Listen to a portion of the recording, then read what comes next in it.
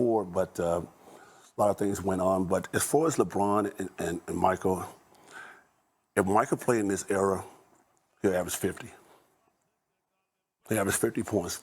LeBron's a great talent, no doubt. He's probably one of the top 3 players ever played with Kobe, Magic, Kareem. But Michael's right there. I don't know why you guys discuss the GOAT. Why you discuss the GOAT? I agree. There's Why? it's not close enough. It's not close enough between Michael and anyone. Dennis Rodman just said something so brutal about LeBron James and Kevin Durant that neither of them dared to respond. And what makes this even wilder, this didn't trend. This wasn't plastered across every major sports channel. This wasn't dissected on the biggest debate shows in the country. It slipped through the cracks quietly, almost like someone wanted it buried before it could do any real damage. But here's the thing about Dennis Rodman. The man has never once in his entire life cared about consequences. Not when he was shutting down the best forwards in the league every single night. Not when he showed up to practice in feather boas and bleached hair. Not when he flew to one of the most isolated nations on earth just because he felt like it. He has never, not once, edited himself for anyone. So when Dennis Rodman sat down in early 2025 and looked straight into a camera and said what he said about LeBron James and Kevin Durant, it wasn't a slip, it wasn't a moment of frustration. It was a verdict, delivered cold, delivered clean, and delivered without a single apology attached. The question isn't just what he said. The question is, why did it hit so hard that both men went completely silent? Stay with me, because this story goes deeper than a soundbite. Back and forth. So, but in that, there was no main figure in the house, so I didn't know who he was. Well, when I looked it up, I found different numbers in terms of how many kids he had. I heard 26. I heard as much as 47. Do you know how many kids he had? All I knew was I was the first one. So, you know. Oh, you were his oldest. I was the first one. So basically, in that, I don't know what he did. I heard some stories, but I read a book that he wrote. Before we get into what Rodman actually said, you have to understand who is saying it, because this isn't some retired role player with an axe to grind. This isn't an analyst who never laced up at the professional level trying to sound relevant. This is Dennis Rodman, the man who guarded the most unguardable players of his generation and made them look ordinary. The man who pulled down rebounds that defied logic, defied physics, defied everything the game said was supposed to be possible for someone his size. The man who won 5 championships across 2 of the most dominant dynasties the sport has ever seen. And here's the thing people forget about Dennis Rodman. He was never supposed to be great. He came from nothing. Real nothing. He slept in a Dallas airport for a stretch of his youth. He worked janitorial jobs. Basketball wasn't even his first love. It almost passed him by entirely. The fact that he became one of the most decorated defenders and rebounders in NBA history isn't just impressive, it's one of the most remarkable human stories the sport has ever produced. But more than any of that, Rodman earned something that almost no one in professional basketball has ever truly earned. He earned the right to say whatever he wants because he proved everything on the floor, night after night, year after year, without needing to be the scorer, without needing to be the face, without needing the spotlight that LeBron and KD have built their entire brands around. That's the context. That's why when Rodman speaks on greatness, people listen differently. He's not speaking from envy, he's speaking from a place most modern players have never even visited. And in 2025, he decided he'd been quiet. 25. A sit-down conversation, not on one of the massive mainstream platforms, not a primetime special. A smaller, more intimate setting, the kind of interview where the cameras are closer, the questions are looser, and the subject feels just comfortable enough to stop performing and start talking. Rodman walked in looking relaxed, unhurried, the way a man looks when he genuinely has nothing to prove and nowhere to be. They started with the usual, his career, his championships, his defensive philosophy. And for a while, it was warm, nostalgic even. Then the interviewer made the mistake, or maybe the genius move, of asking Rodman how he thought the greatest players of this era would have survived in the era he played in. And something shifted. You could see it if you watched the footage closely. Rodman didn't answer immediately. He leaned back, he let out this slow breath, and then a slight smile crossed his face. Not a warm smile, more like the smile of a man who's been waiting for permission to say something he's already thought through completely. What followed was several minutes of unfiltered, unprompted, and absolutely devastating commentary on modern basketball's two biggest names.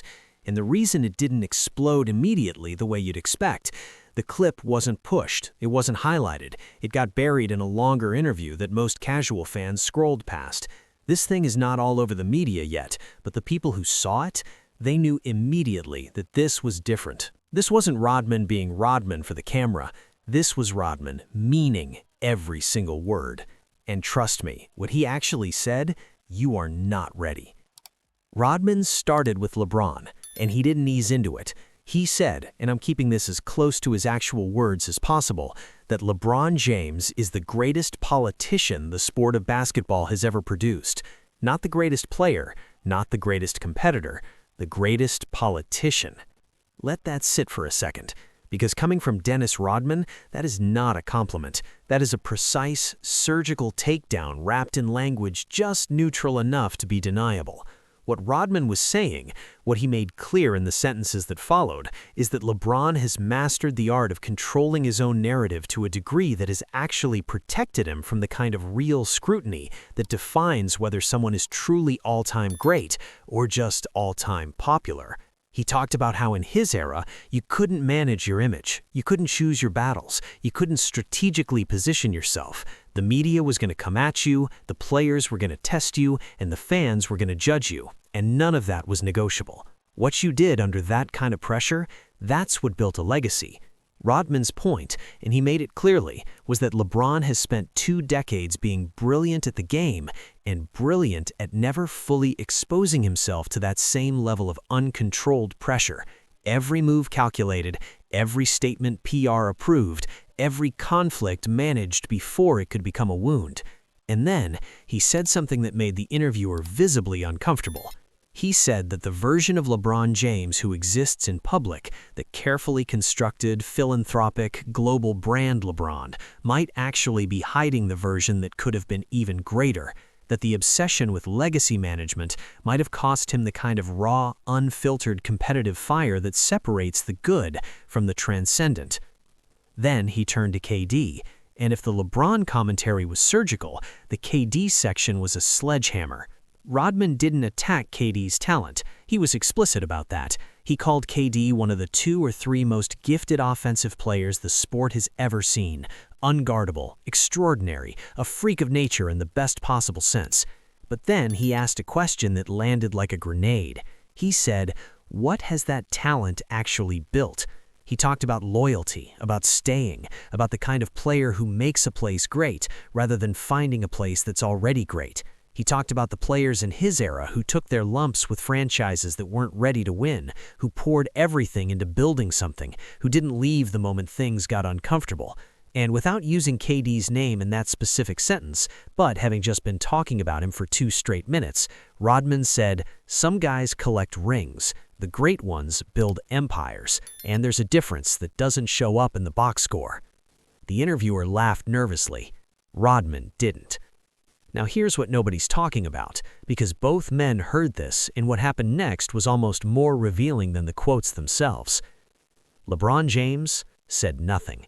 KD said nothing. Not a tweet, not a quote in a post-game availability, not a cryptic Instagram story, not a pointed response through a media ally. Complete, total, absolute silence from 2 men who between them have hundreds of millions of followers and direct access to every major sports platform on the planet.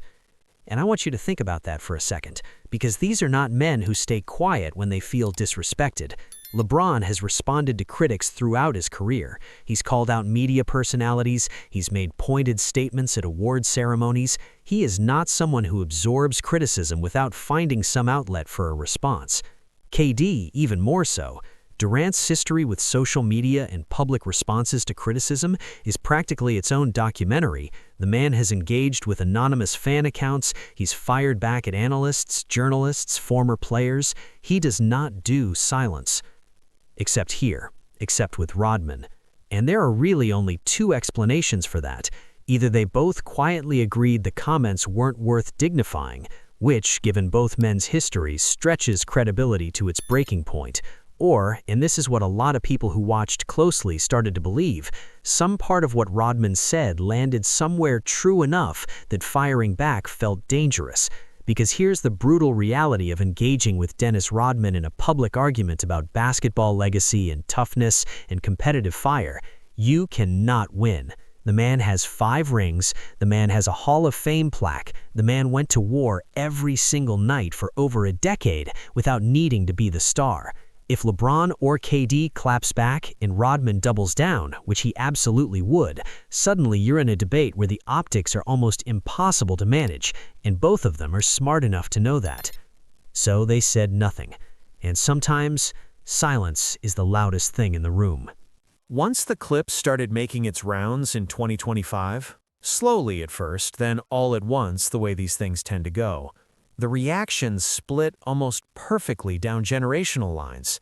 The older generation of players, the guys who competed through the late 80s and 90s and into the early 2000s, they largely backed Rodman. Not always loudly, not always publicly, but in the comment sections, in the replies, in the stitches and quote posts, there was a current of quiet agreement running through that generation's voices, the sentiment being, finally somebody said it.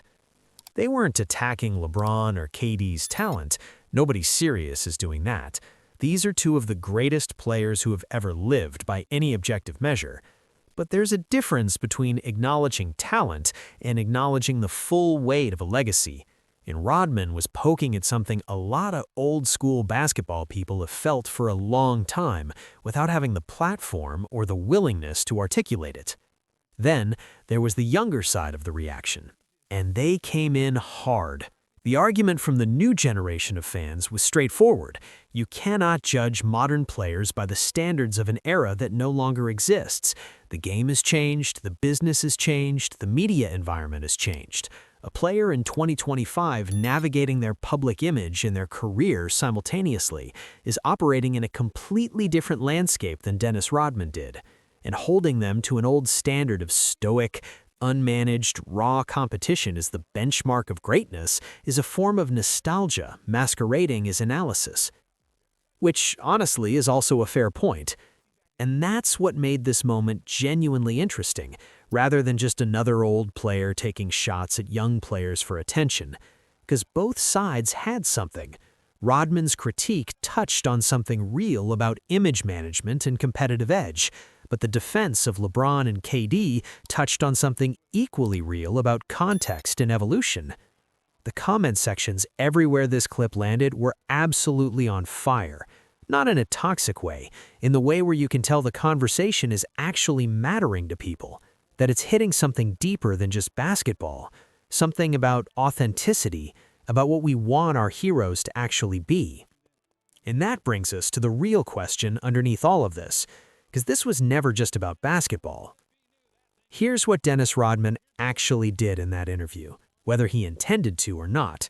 He forced a conversation about what greatness is supposed to look like in an era where everything is curated, managed, and packaged for public consumption. He raised the uncomfortable possibility that the tools modern superstars use to protect and extend their legacies might also be the very things keeping those legacies from reaching their absolute ceiling. Is that fair? Maybe. Maybe not. LeBron James has given 20-plus years of his life to professional basketball at a level that is almost impossible to fully comprehend. What he's done on the floor, the longevity alone, forget everything else, is something that will likely never be repeated. And KD's offensive brilliance is genuinely singular. There has never been a player his size who could do what he does with a basketball, and there may never be again. But Rodman's words, "Some guys collect rings, the great ones build empires," that line didn't go away. It stuck. Because it's pointing at something about legacy that stats alone don't fully capture. something about what you built, what you transformed, what place or franchise or era was permanently different because you were there. And reasonable people can disagree about whether LeBron and KD passed that test. Reasonable people can disagree about whether Rodman is a truth teller or a man romanticizing an era through the selective filter of nostalgia. But nobody can disagree that when he said it, the two men he said it about had absolutely nothing to say back. Dennis Rodman has never needed a PR team. He has never needed a brand strategy. He has never needed anyone's approval to say what he believes is true. And in 2025, in a conversation that almost slipped past everyone, he looked at the two biggest names in modern basketball and said, "Not good enough." Not in the way that actually matters. Whether you agree with him or not, whether you think he's a legend speaking hard truths or a former great punching down from nostalgia, one thing is undeniable. Both LeBron James and Kevin Durant heard him, and neither one of them said a word. So here's what I want to know, and drop this in the comments because I genuinely want to read what you think. Is Dennis Rodman the last player in NBA history who could say something like this and actually make the biggest stars in the world go silent? Or did LeBron and KD stay quiet because deep down they knew he had a point? If this video opened your eyes to something the mainstream wasn't talking about, hit subscribe, because this channel goes where the big platforms won't, every single week. See you in the next one.